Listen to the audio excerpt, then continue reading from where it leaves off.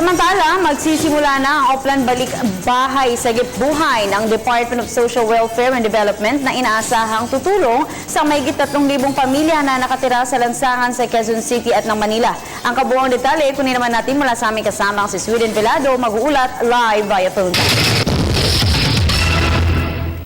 Maraming salamat, Princess. Alam mo kasi, mapamalawak o makikitid na lansangan, nakakakita tayo ng mga kababayan nating walang bahay na masisilungan, kaya naman sa kalsada na napiling manirahan.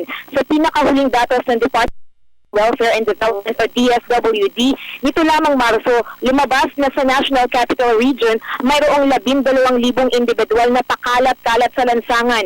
16% nito ay street children, 19% ang adults at ang nalalabi ay street families na.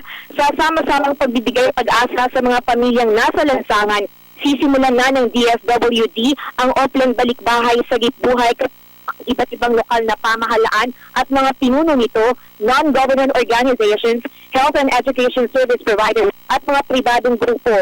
Una sa target ng programa ng DSWD ang mahigit 3,000 street families sa Manila at Quezon City. Bahagi ng Oplan Balik Bahay sa Gitbuhay ang program interventions tulad ng shelter, livelihood, educational at health assistance, maging ang cash grants para sa mga street family.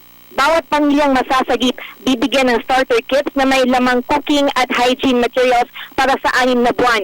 May house rental assistance din na halagang 3,000 hanggang 4,000 or 4,000 piso para sa 6 na buwan at 10,000 pisong livelihood assistance depende sa negosyong naisimulan ng beneficiary.